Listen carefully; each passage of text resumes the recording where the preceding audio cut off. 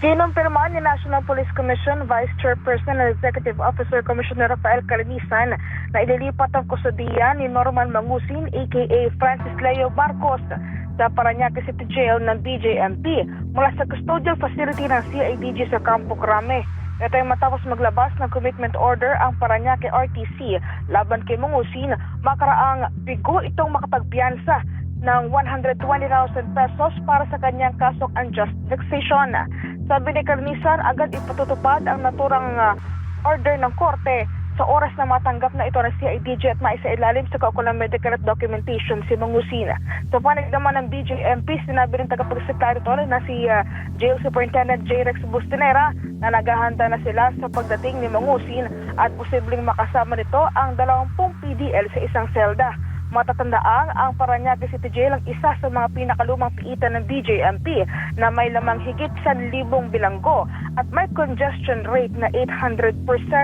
Samantala, bukod dito may bineberipika pa ang National Police Commission na dagdag na mga kaso laban kay Mangusin, kabilang na ang kasong human trafficking at estafa. Kasaysayan, kababalaghan, politika, current events, at iba pa. Huwag magpahuli. Ating alamin. Tuklasin. Dito sa Historiador. Filipino. Matapos maaresto at may harap sa medyang self-confessed trilyonaryo na si Norman Mangusin aka Francis Leo Marcos, ay napakarami ang natuwa dahil umano sa naramdaman ni Mangusin ang kahihiyan. Ang daming gigil kay Mangusin dahil sa napakatindi nito kung magsinungaling, at kahit na wasak na at listado ang kasinungalingan nito ay papanindigan pa rin ito na tama ang kanyang mga sinasabi. So the hearing, full force tayo. Palalapan mo, full force tayo, full force. Umaga lang naman yung saglit. Convoy na lang kami sa'yo pagka... Convoy kayo. Convoy kayo. Para pag takbayin nyo agad. Sagot ko na. Full force tayo, mga 50 tayo, pwede ba yun? Para tingnan natin kung may darating sa kanila. 24. Okay. Come on, 24. Sa 24, magpakita ka daw kay Casper sa hearing namin ni Makagago, ha? Ipakita mo daw yung tapang mo, ha? Maghamon ka ng suntukan dun, ha? Sir Repele, ma-attend kayo sa 24 kasi supportado namin kayo. A-attend ako, of course. Hindi ko naman kailangan ng support o whatsoever. A-attend ako sa 24. Syempre. Feb 24. Ano ho ba yung Feb 24? Ano ba meron sa Feb 24? Baka kayo naman ay niloloko lang ng taong nagsasalita ng Feb 24. Baka naman talagang alam niyang wala ako at hindi ako kailangan bago siya naghahamon ng Feb 24. Boss, sa 24, ano yung 24? Anong 24? Maglolokohan kayo sa 24? Di kayo na lang maglokohan, wag niyo ako isali. Hindi, wala akong hearing sa 24. May mga umangal din na mga umiidolo kay Mangusin at question ng ginawa ng Napolcom sa trilyonaryo. Sabi nga ni Commissioner Ralph Calinisan na hindi na niya sana papatulan ito, kaso kung ikaw ba naman ang makarinig sa mga banat na ito ni Mangusin, sa tingin mo ba hindi ka manggigigil? Bakit nyo laging idinidikit ang pagmumukha ko dyan sa lintik na general na yan? Putang ina, since 2023, kaaway ko na yan Oo, totoo, dati kaibigan ko. Pero ngayon kaaway ko yan. Tsaka huwag nyo idinidikit ang pangalan ko dyan. Unang-una, wala akong pakialam dyan sa general na yan. Kalaban ko yan gusto mo, hamunin mo, suntukan kaming dalawa, pwede lang ako dyan. Huwag nyo idinidikit ang pangalan ko dyan dahil hindi ko kailangan ng polis. Para maging maayos ang buhay ko. Mga tratado to. Ikaw, Prince of Genius, ikaw Yulin Budol, umuwi ka lang ng Pilipinas, babalatan kita. Lahat na dinamay nyo na. Si SU, Marrojas, Manny Pacquiao, lahat na, pinagdadabay nyo na. Ngayon, dinidikit nyo yung pangalan ko dyan sa kay Tony, kay Marallang. Hindi ko naman kailangan yan. Actually, 2023 pala, kaaway ko na yan Di ba? Kung nyo ididikit ang pangalan ko dyan, dahil ayoko mabahiran ng kapulisan yung pagkatao ko. Tatandaan mo yan. Kaaway ko na yan 2023 pa lang Tapos panayan dikit nyo sa... Ilayo nyo yung pagmumukha niya sa pagmumukha ko. Okay? Mas pogi ako dyan. ...2023, hindi na ho kami nag-uusap niyan. Pasko. Pasko, magkagalit kami yan. Kaya wag nyo ididikit ang pangalan ko dyan. At saka kung mag-e-edit kayo ng litrato, galingan nyo naman. Bakit full-fledged colonel yung isang uniforme tapos yung isa general? Tanga. Opo, genius.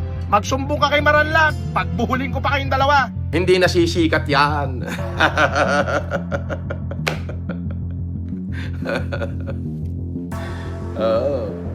Malabo sa sabaw ng pusit na sumikat pa yan. Ay di pa sikatin nyo. Pero hindi ko pa sisikatin yan. Alam ko naman yun eh. Sasakay kayo sa pangalan ko para sumikat kayo. Kaya nang makaharap na ni Komisyoner si Mangusin ay hindi na niya napigilan ang pagkadismaya nito sa di-kalibreng trilyonaryo. Paano mahirapan? Naka-live. Tawang-tawa nga ako eh. Habang nag-live siya, ina-arresto siya. Yun, nasa Sheraton siya. Alam ng buong Pilipinas, nasa Sheraton siya. Yung lahat ng address niya, na nakalagay sa lahat ng dokumento niya, mapa-LTO man yan, lahat fake it. Pina-check na natin. Walang totoo dun sa mga address niya.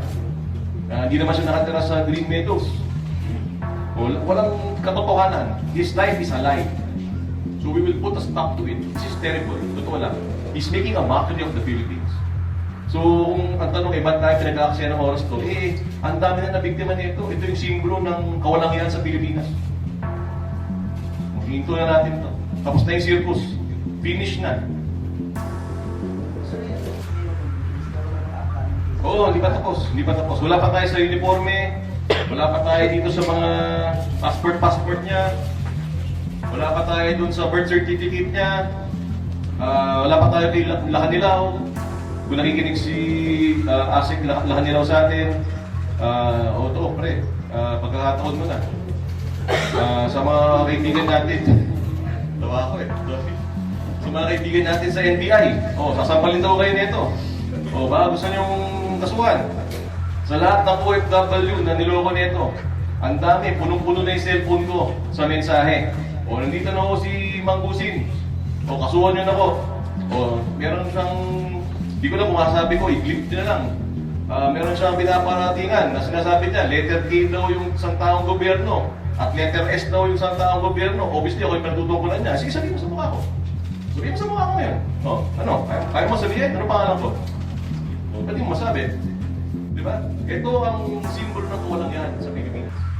Kung anong ginawa niyang istorya para baguhin ang pagkatao niya ay tila nakalimutan na niya na hindi pala ito totoo pero tuluyan niya na rin pinapaniwalaan ito. Kaso after kaso ang naghihintay kay Norman Mangusin kaya only God knows kung hanggang kailan ito mananatili sa kulungan dahil na rin mismo sa mga sarili niyang kagagawan. Ikaw, naniniwala ka bang deserve ni Norman Mangusin ang kung anumang nangyari sa kanya?